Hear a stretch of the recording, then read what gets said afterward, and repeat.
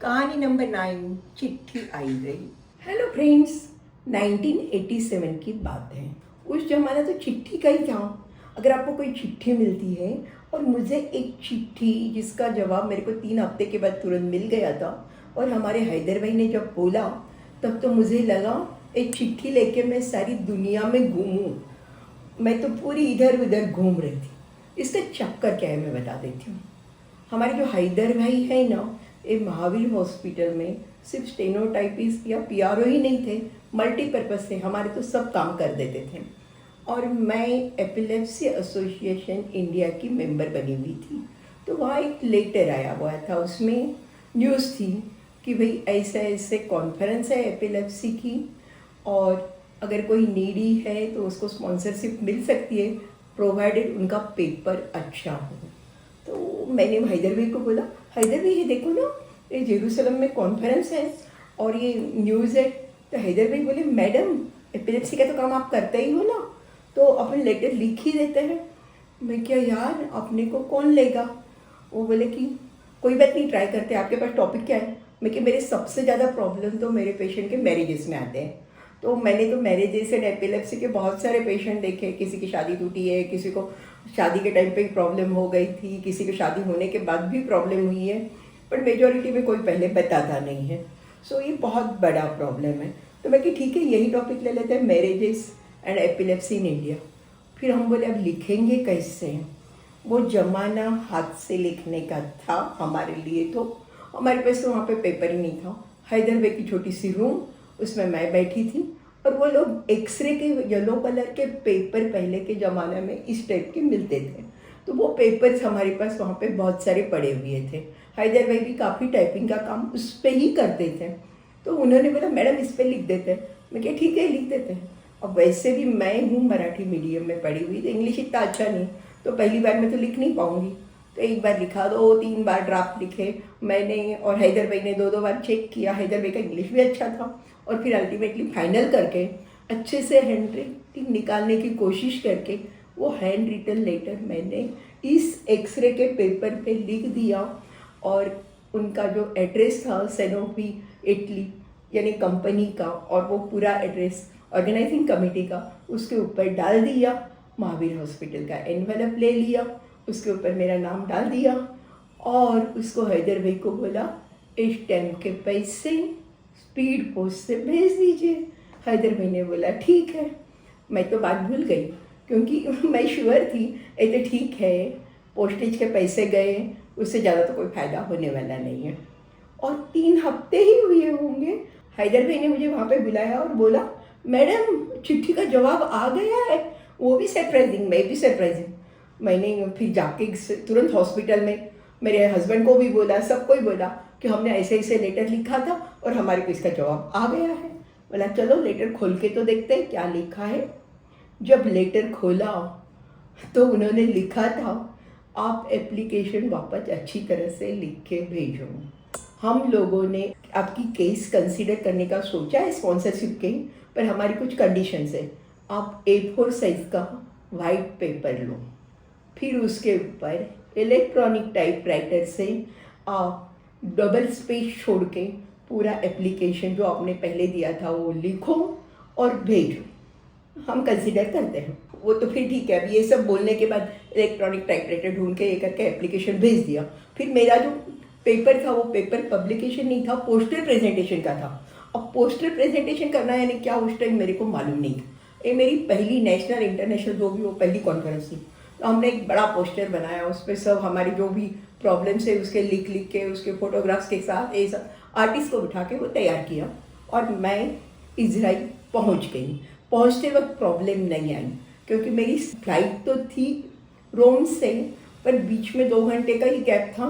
बहुत सारे इंडियन लोग साथ में थे, तो ऐसे लगा ही नहीं कि इंडिया के बाहर हूँ। और काफ़ी लोग जो वहाँ पे तेल अवीव जाने वाले थे। तेल अवीव से मेरा पिकअप होके मैं वहाँ पे जेरूसलम पहुँच गई। कॉन्फ्रेंस भी अच्छे से हो गई। कॉन्फ्रेंस में क्या हुआ और उसके कौन से पेशेंट मेरे दिमाग में अभी भी घूम रहे हैं, उसकी बात मैं अगले टाइम करूँगी।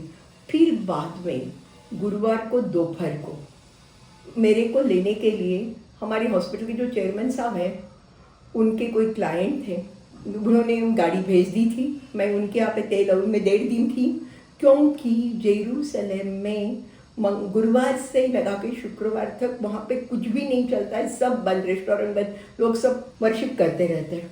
तो मेरी तो वहाँ पे फिर VIP ट्रीटमेंट हो गई और बहुत ही अच्छी तरह से उन लोगों ने मेरे को तेल अवीव के एयरपोर्ट पे ले जाके अंदर तक छोड़ दिया कि वो आदमी बिग शॉट थे। और उसके बाद में एक्चुअल प्रॉब्लम शुरू हुई। मैं पहुंची रोम जाने के बाद में मेरे को वहाँ पे एक पूरा दिन रुकना था। अब एक दिन रुकना है तो रात का टाइम था। उन लोगों ने वहाँ से मेरे को टैक्सी से एक होटल में भेज दिया। वहाँ होटल में पहुँचने के बाद में उन लोगों ने वो देखा। वैसे वहाँ पे सबसे बड़ा प्रॉब्लम था लैंग्वेज। उन लोगों को फ्रेंच आती थी, इंग्लिश मेजॉरिटी को नहीं आती थी, और मेरी भी इंग्लिश भी बहुत अच्छी भी नहीं होगी, पर मेरी कोई दूसरी भाषा कोई आती नहीं थी। सो थोड़े बहुत लिख के गई थी, थोड़े वो एप्लीकेशन के पेपर जो थे वो बताती थी।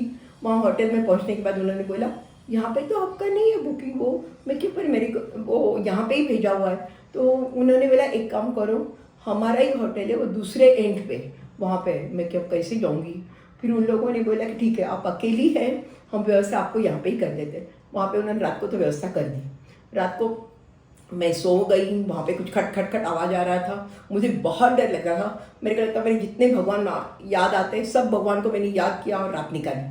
और मॉर्निंग में मैं बाहर आके रिसेप्शन पे खड़ी हो गई जल्दी से तैयार होके। अब मुझे नहीं समझ में आ रहा था मैं करूँ क्या दिन भर। उतने में किसी से पीछे से बोला आप कहाँ के हैं, आप हिंदी। मैं तो देखे पीछे तो 4-5 लोग थे। मैंने बोला मैं सूरत की हूँ।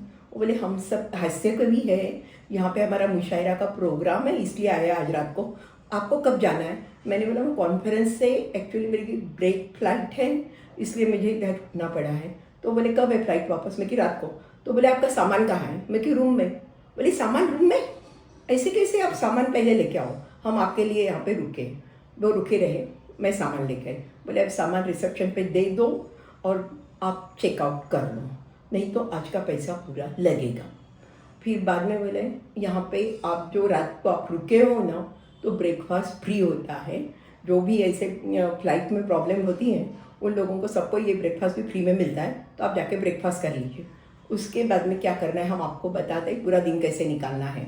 तो उन्होंने बोला कि देखो यहाँ पे एक्चुअली साइट सीइंग की टूर्स होती है, बस आती है होटल के यहाँ से ही निकलती है और घुमा के वापस यहाँ पे लाके छोड़ देती है, तो आप एक तो टूर कर लीजिए। फिर वो बोले टूर तो 4 घंटे की रहेगी, बाद में आप ऐसे कर लो, यहाँ से मेट्रो का स्टेशन एकदम नज़दीक है, वहाँ पे चले जाओ और वहाँ से एक मेट्रो का टिकट ले लो और मेट्रो में आप कितना ही घूम के वापस आ जाओ, तो एक ही टिकट में काम होता है तो प्रॉब्लम नहीं है। आप घूम के आ जाओ, देख के आ जाओ, बहुत अच्छी साइट सीइंग है। मैंने सोचा चलो मेट्रो के स्टेशन तो गई। फिर बाद में मेरे को लगा मैं अगर समझो वापस नहीं आ पाई तो क्या करूँगी, मेरा डर बढ़ने लगा। मैं क्या नहीं जाती मेट्रो में। वापस आके होटल के वहाँ एक हाथ किताब निकाल के बैठ गई। फिर होटल के वहाँ का एक रिसेप्शनिस्ट था, उसने मेरे को बोला गो फॉर साइट सीइंग। मैं कि मैं जाके आई। तो उसने बोला दिस इज सेकंड, तो मुझे लगा सेकंड यानी कोई नई टूर होगी, तो मैं बैठ गई उसमें बस में। और वो टूर नई नहीं थी, वही टूर उल्टे बाजू से थी, पूरा घुमा के लाया।